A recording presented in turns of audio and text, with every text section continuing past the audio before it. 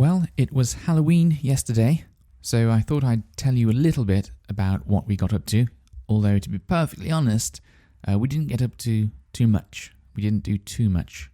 But then again, I don't normally do a lot on Halloween. If I was in England, we'd probably go around my parents' house. I know that this year they've been dressing up.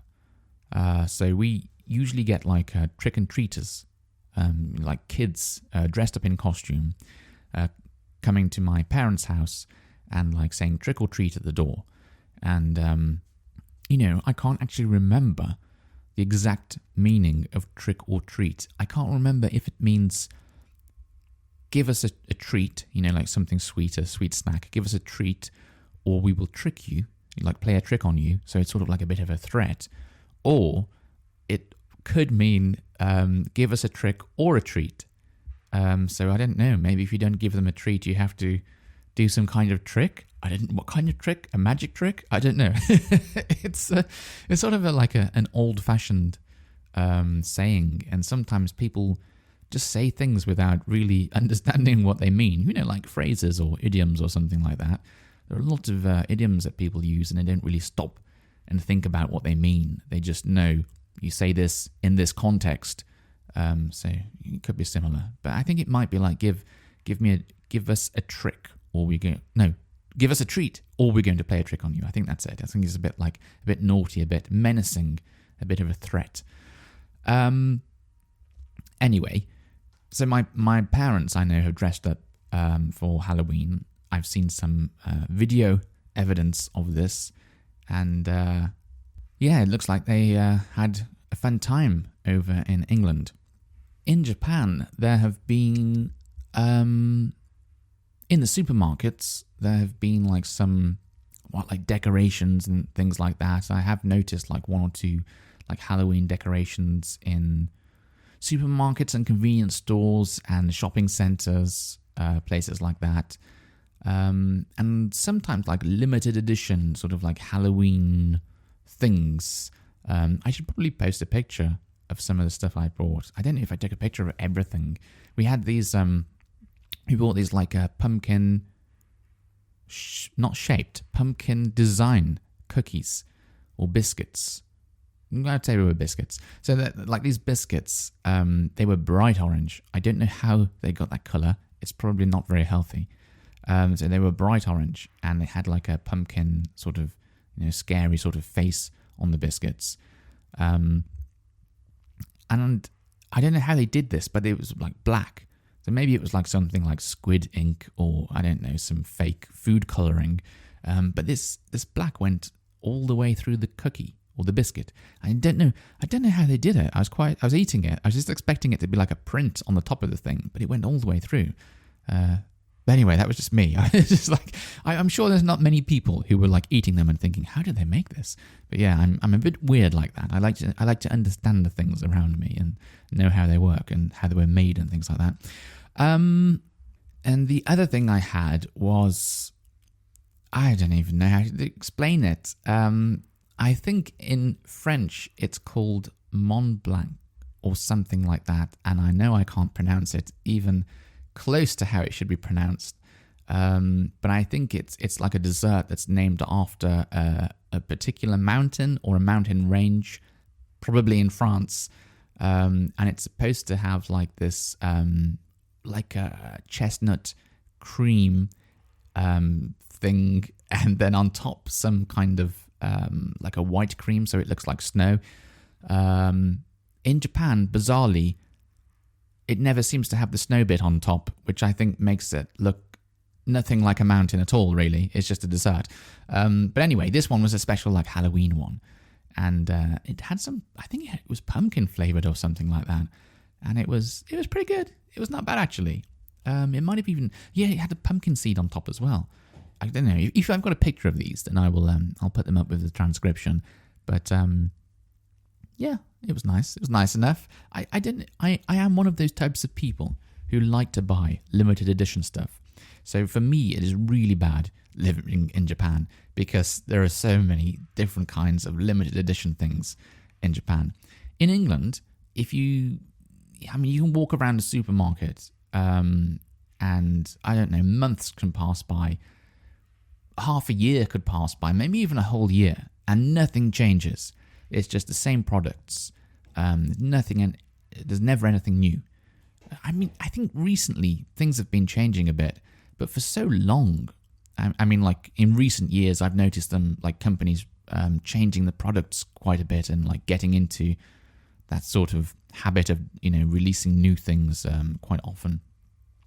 For for a very, very, very long time, as long as I can remember, in England, nothing really changed. We just got the same thing all the time, and that was quite nice. It was nice and calm and stable. So maybe that's why I like to buy something.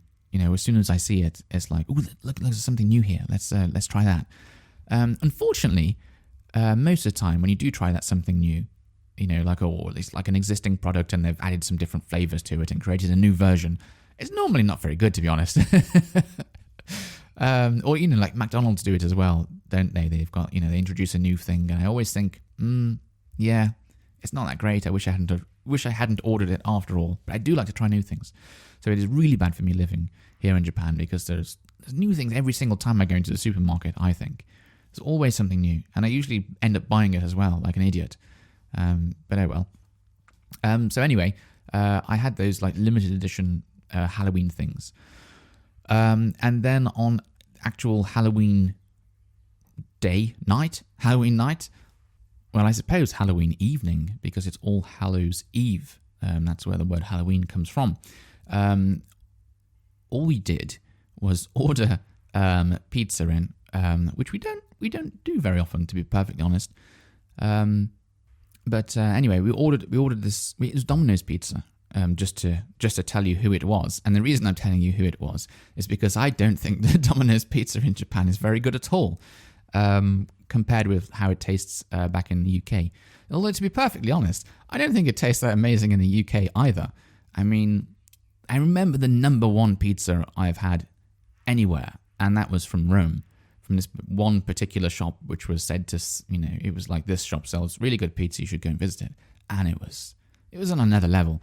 But anyway, so yeah, the Domino's in Japan, I think, is the worst Domino's I've ever tried, to be perfectly honest, and I'm sorry about that. But I don't know, there's something, I can't even explain why.